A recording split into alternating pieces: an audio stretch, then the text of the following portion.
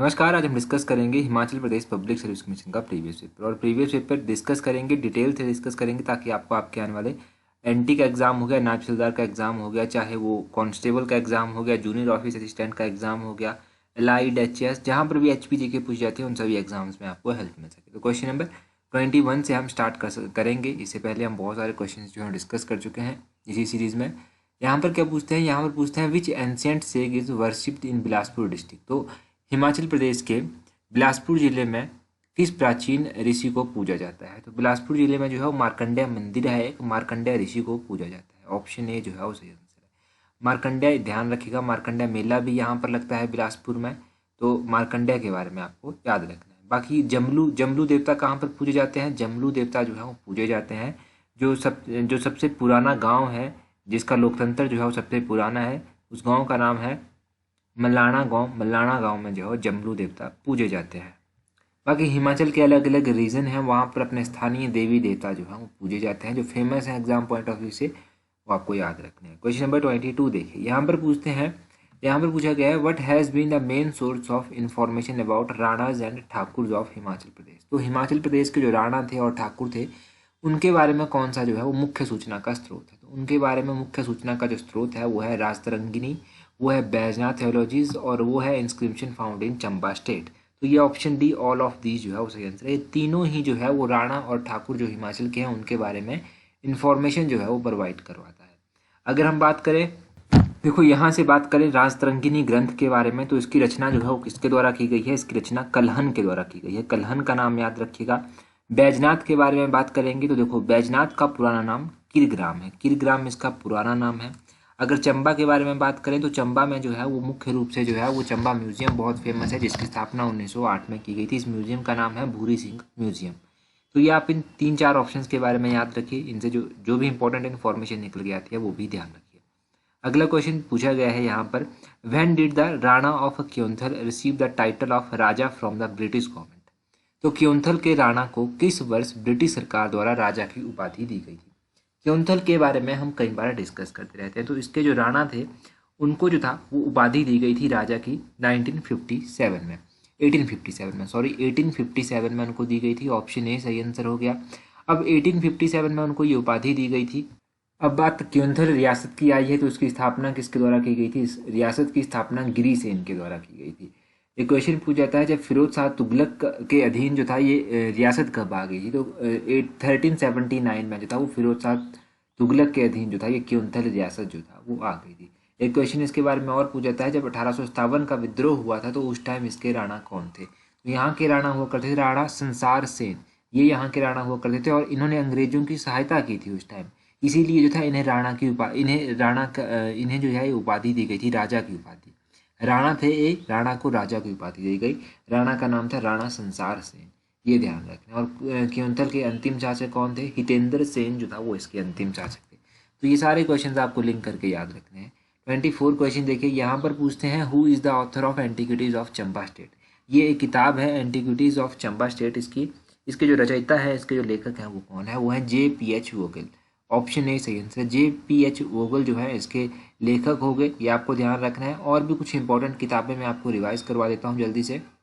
तो कुछ इंपॉर्टेंट किताबें इस तरह से है, एक तो हिमालयन आर्ट किताब है, ये किसके द्वारा लिखी गई है, JC फ्रैंक के द्वारा लिखी गई है। एक हिस्ट्री ऑफ मंडी स्टेट है, ये किताब जो है वो मनमोहन सिंह के द्वारा लिखी गई है। कंट्री लाइफ किताब जो है वो नोहरा रिचर्ड के द्वारा लिखी गई है। मुख्तसर तारीख़ रियासत चंबा किताब जो है ये गरीब खान के द्वारा लिखी गई है। Travel in the Himachal province of Hindustan, ये किताब मूरक्राफ्ट के द्वारा लिखी गई है। तो मैंने थोड़ी सी किताबें बताई क्योंकि बहुत ज़्यादा नहीं हम डिस्कस करेंगे, थोड़ी सी डिस्कस करेंगे ताकि वही अच्छे से रिवाइज हो सके। इनको रिवाइज कर लीजिए एक बार।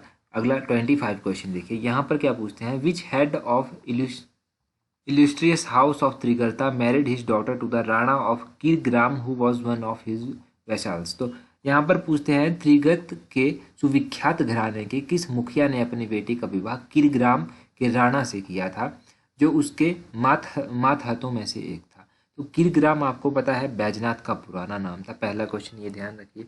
अब कौन सा एक सुविख्यात त्रिगर्त घराने का एक सुविख्यात मुखिया था जिसने अपनी बेटी का विवाह कर दिया था किरग्राम के राणा के साथ, तो इसका क्या नाम था। इसका नाम आप याद रखिएगा, most important exam point of view से। हृदय चंद्र इसका नाम था, ऑप्शन ए सही आंसर है। हृदय चंद्र नाम याद रखिए। यहाँ से बस कुछ नहीं, ये क्वेश्चन पूछा गया तो इसी तरह पूछ ले जाएगा। तो कीरग्राम का पुराना नाम, और याद रखिएगा कि त्रिगर्त का एक मुखिया हुआ करता था जिसने अपनी बेटी का विवाह किया था हृदय चंद्र के, ये याद रखिएगा यहाँ। अगला क्वेश्चन देखिए 26 क्वेश्चन। यहाँ पर क्या पूछते हैं, यहाँ पर पूछते हैं which raja of Kullu subdued the Thakurs around the middle of 16th century who frequently challenged his authority. तो 16वीं शताब्दी के मध्य के आसपास जो था वो कुल्लू के किस राजा ने उन ठाकुरों का दमन कर दिया जो अक्सर उसकी सत्ता को चुनौती देते थे। तो देखो कुल्लू का एक राजा था, उसकी सत्ता को जो था वो अक्सर चुनौती देते रहते थे कुछ वहाँ के जो लोकल ठाकुर थे। तो उसको उन्होंने क्या किया था, उन्होंने जो था दमन कर दिया था, उसको खत्म कर दिया था। तो इस राणा का नाम था बहादुर सिंह। बहादुर सिंह इसका नाम याद रखिएगा, ऑप्शन डी जो है वो सही आंसर है। अच्छा, बहादुर सिंह की बात करेंगे। बहादुर सिंह के पुत्र था एक, उसका विवाह किसके साथ हुआ था, उस पुत्र का विवाह जो था वो चंबा के राजा गणेश वर्मन की बेटी के साथ हुआ था। और बहादुर सिंह के उस पुत्र का क्या नाम था, उसका नाम था प्रताप सिंह। बहादुर शाह ने क्या किया था, वजीरी रूपी को जो था वो अपने कुल्लू का हिस्सा जो था वो बना लिया था, ये भी ध्यान रखिए। इसने राणाओं का दमन, ठाकुरों का दमन भी यहाँ से कर दिया था। 27 में क्वेश्चन में पूछते हैं Rana of which region of Kangra is said to have offered his own daughter in law as sacrifice for opening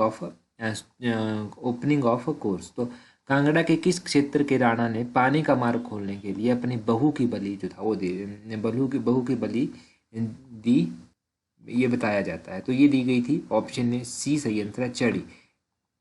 इनका नाम था छड़ी, चड़ी इनका नाम था। इन्होंने अपनी बहू की बलि जो था यहाँ पर दे दी थी पानी के कोर्स के लिए, पानी का स्रोत खोलने के लिए, ये ध्यान रखिएगा। इसी तरह की बात देखो चंबा के बारे में भी कही जाती है। चंपावती का नाम आपने सुना होगा, चंपावती के शहर पर जो था वो चंबा का नाम पड़ा था।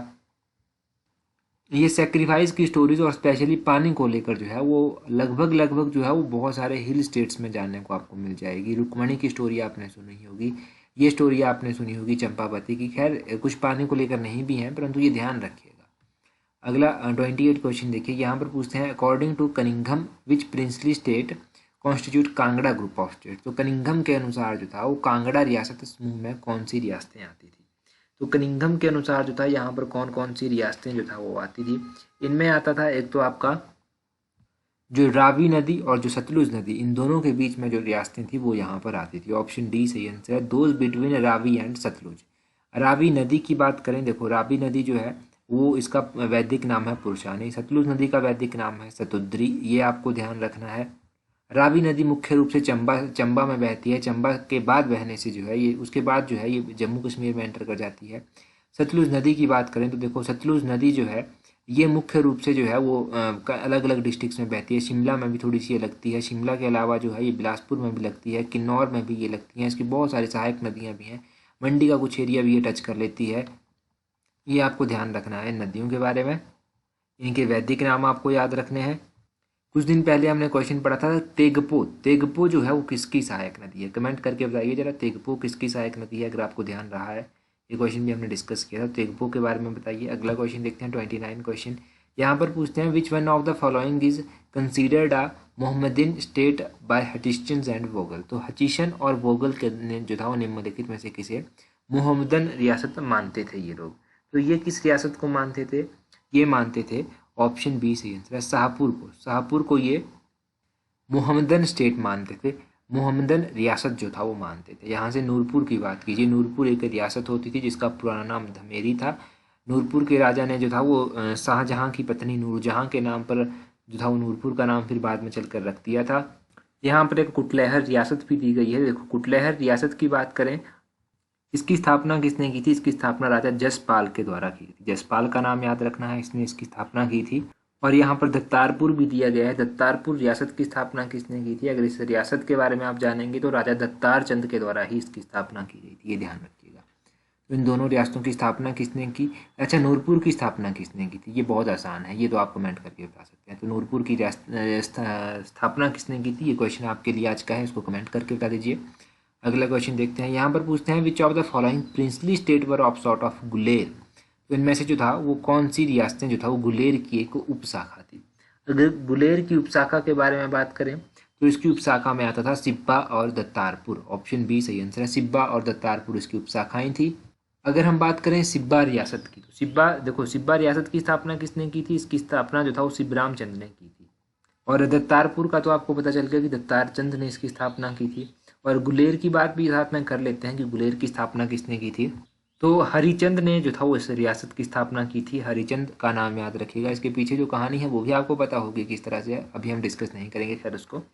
तो इस तरह से ये शाखाएं थी गुलेर की, सिब्बा और दत्तारपुर।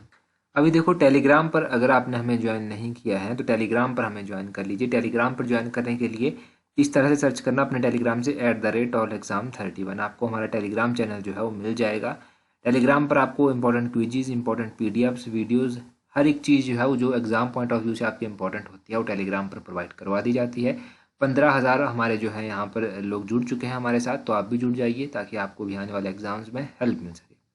तो आज की वीडियो में इतना ही काफ़ी है। So that's all for today. Thank you very much for watching and listening it very patiently.